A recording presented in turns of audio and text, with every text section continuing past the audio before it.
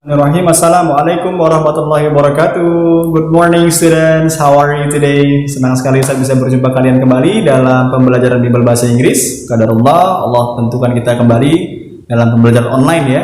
Dan semoga semuanya tetap semangat walaupun kita belajar dengan media video seperti ini. Ya, dan anak-anak sekalian, langsung saja kita mulai belajar hari ini. But before we start our class, as usually, let's open it by saying basmalah. Bismillahirrahmanirrahim. Raditu billahi rabbah wa bil islami dina wa bi Muhammadin nabiyya wa rasulah. Rabbi zidni ilma warzuqni fahma bi rahmatika ya arhamar rahimin. Oke students, alhamdulillah hari ini kita berjumpa kembali untuk membahas materi baru di chapter yang berikutnya. Kita membahas tentang chapter yang ke-9 ya di kelas 5 karena chapternya ada 10 ya. Jadi kita akan bahas chapter 9 dan coba akan Ustadz bahas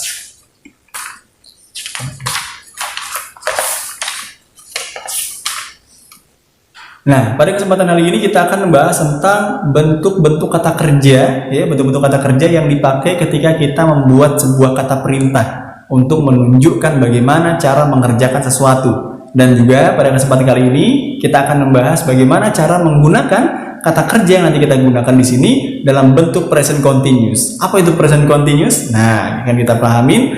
Namun sebelum itu semuanya sudah siapkan buku tulisnya, sudah siapkan alat tulisnya. Oke, kalau sudah kita mulai ya. Insyaallah kalian boleh membuat catatan, boleh membuatnya di buku paket langsung untuk memperkaya kosakata yang kalian punya di situ atau membuat catatan sendiri. Oke, langsung saja kita mulai. Jadi pertemuan kali ini kita akan membahas beberapa kosakata berkaitan dengan kata perintah. Ya, kata perintah untuk menunjukkan bagaimana cara melakukan suatu hal. Ya, contoh misalnya kalian mau buat kopi pakai kopi instan. Nah, pasti sering buat ya.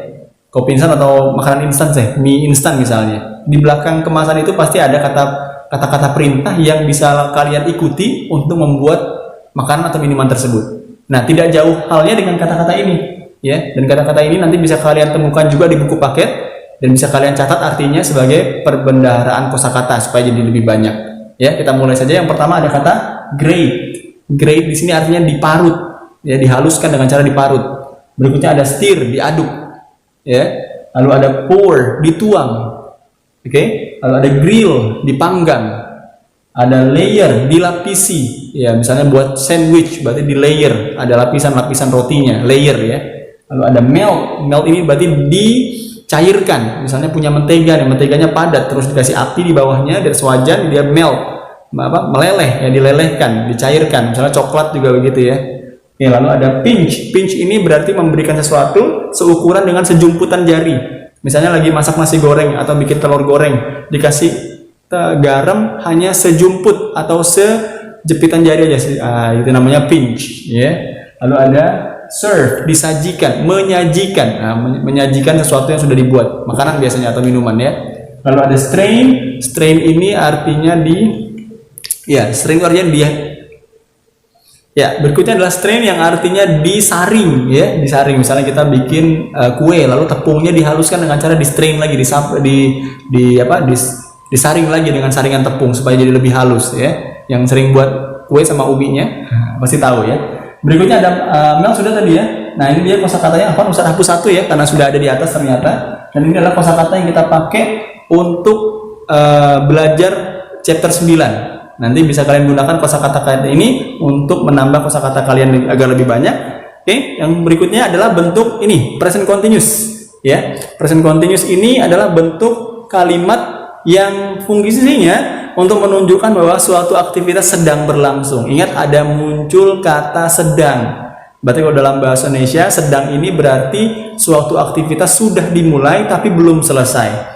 Misal kita buat contoh nih, misalnya saya sedang membaca Quran.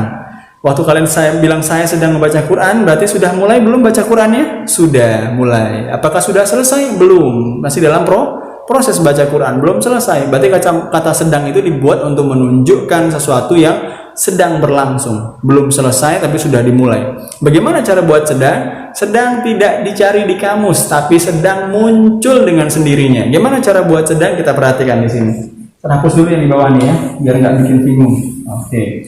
Nah, kita fokus pada ini dulu nih. Di sini ada kata ganti. Kalau kalian masih ingat ya, di sini ada 7 kata ganti. Yang pertama ada I, saya, you, kamu, they, mereka, we, kami, she, dia perempuan, he, dia laki-laki, dan it untuk dia, benda, hewan, dan tumbuhan. Yang pastinya Ustaz yakin semuanya sudah pada tahu. Ya, jadi Ustaz hanya mengulang saja. Nah, masing-masing kata ganti ini sudah punya pasangannya sendiri-sendiri. Ada yang pasangannya M, ada yang pasangannya R, ada yang pasangannya is. Berarti kalau seperti ini, tiga-tiganya boleh pakai R. Sedangkan yang ini, tiga-tiganya boleh pakai is. Nah, gitu ya. Nah, apa fungsinya? Nah, itu tadi, membuat kata sedang. Gimana cara buatnya? Misalnya kita membuat kalimat, saya sedang membuat segelas susu.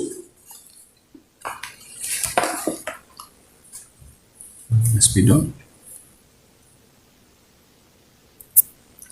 Oke, sebagai contoh, misal kita buat kalimat saya sedang membaca Quran. Gimana cara membuat kata saya sedang baca Quran? Mudah saja, langsung kita buat saja. Saya bahasa Inggrisnya adalah I. Ya, I. Membaca bahasa Inggrisnya adalah read. Oke, membaca read. Quran bahasa Inggrisnya ya Al-Quran. Nah, apakah sudah selesai? Belum, kita belum membuat kata sedangnya. Gimana cara membuat kata sedang? Membuat kata sedang dengan cara menambahkan ini, to be-nya. Dan sudah ada pasangannya tadi ya. I pasangannya adalah M. Di sini taruh M. I am. Sudah belum? Belum. Ada satu lagi yang perlu kalian tambahkan selain menambahkan ini pasangannya. Ingat ya, menambahkan to be harus sesuai dengan subjeknya. Jangan sembarangan, sudah ada aturannya. Yang kedua adalah menambahkan akhiran ing pada kata kerjanya, kata kegiatannya. Apa kata kegiatannya? Kata membaca. Maka kata membaca kita tambahkan akhiran ing. Nah, maka dengan menambahkan kedua hal ini, menambahkan to be dan menambahkan akhiran ing pada kata kerja, kalian otomatis membuat kata sedang. Jadi ketika diartikan, saya sedang, perhatikan tangan Ustaz ya, saya sedang membaca Al-Quran. Nah, itu sederhananya seperti itu. Nanti bisa diubah dengan subjek yang berbeda. Ya, misalnya Umar.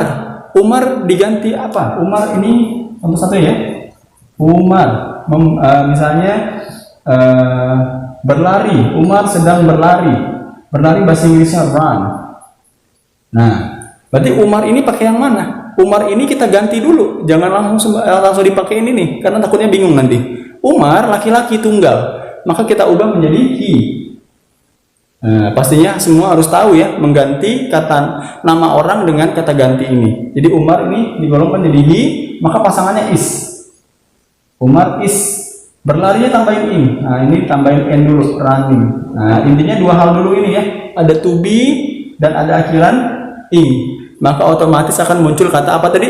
Iya, kata sedang. Ya, jadi ketika diartikan Umar is running, artinya Umar sedang berlari. Iya, jadi sedangnya muncul ketika menambahkan dua hal, to be dan verb ing. Nanti kalian bisa gunakan kosakata yang ada di sini untuk membuat atau menjawab soal berkaitan dengan materi di chapter yang 9 ini. Ya, oke, insyaallah dari Ustaz sekian dulu. Semoga ilmu yang sedikit ini, waktu yang sebentar ini jadi ilmu yang bermanfaat dan menjadi waktu yang berkah, menambah keberkahan kita di bulan Ramadan sebagai seorang penuntut ilmu. Semoga Allah mudahkan kita dalam belajar dan memahami materi hari ini. Saya cukupkan. Let's close our class by saying hamdalah, alhamdulillahirabbil alamin.